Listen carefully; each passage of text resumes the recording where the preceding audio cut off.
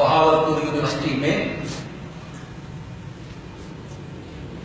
ایک غیر مسلم پروفیسر ہندو انچارج تھے وہاں کے، ان سے یونیورسٹی کے طلباء نے یہ مطالبہ کیا کہ علامہ شبلی نعمانی کی جو کتاب ہے الفاروق، حضرت سیدنا فاروق اعظم رضی اللہ تعالی عنہ کی سیرت و عظمت پہ، ان کے کارناموں پہ، ان کے فتوحات پہ، اسے یونیورسٹی کی لائبریری سے نکالا جائے۔ ہم چونکہ فاروق اعظم کو نہیں مانتے، لہذا اسے نکال دیا جائے۔ تو پروفیسر شستری نے جواب میں کہا تھا کہ میں الفاروق کتاب کو یونیورسٹی سے نکال دیتا ہوں، لیکن تم یہ بتاؤ کہ فاروق کو نکال دو تو اسلام کے پاس بچتا کیا ہے؟ انہیں نکال دو تو پھر اسلام کے پاس ہے کیا؟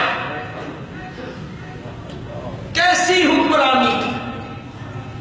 دنیا حیران ہے، کیسر و کسرا ان کا نام سن کے کانپتے ہیں، حالانکہ وہی عرب کے اجڑ ہیں، وہی بکریوں کے چروائے ہیں، وہی اونٹوں کے چرانے والے ہیں، لیکن میرے نبی نے قرآن کے ذریعے ایسا انقلاب برپا کیا کہ دنیا حیران ہے کہ ان لوگوں نے پھر کیسے حکمرانی کی۔ ایران کا سفیر مدینے آتا ہے تو لوگوں سے پوچھتا ہے تمہارا بادشاہ ہے؟ انہوں نے کہا ہمارا بادشاہ نہیں ہوتا، ہمارا امیر المومنین ہے۔ اس کا محل کہاں ہے؟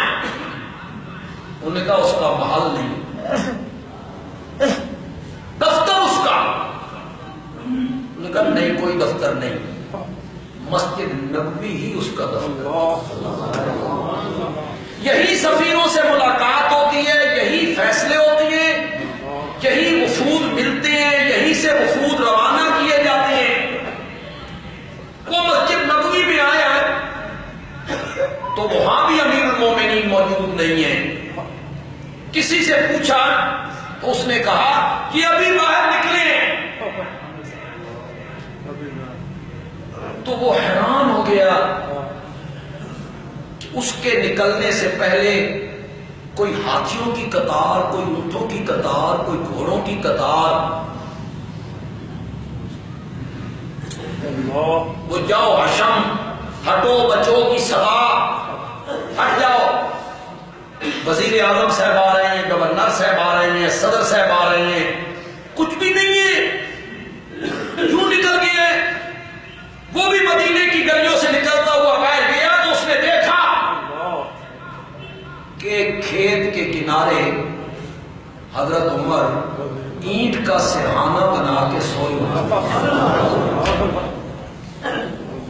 حضرت عمر کے اوپر کھڑے ہو کے کہتا ہے تو یقیناً اپنی رعایا سے انصاف کرتا ہوگا، تبھی تو اتنا بے خوف ہو کر کھلی جگہ پہ سویا ہوا ہے۔ ہمارے حکمران کیونکہ ظلم کرتے ہیں، انہیں پہروں کے اندر بھی نیند نہیں، حکمرانی کی آج تک دنیا ان کی مثال دیتی ہے، ان کی سادگی کی مثال دیتی ہے۔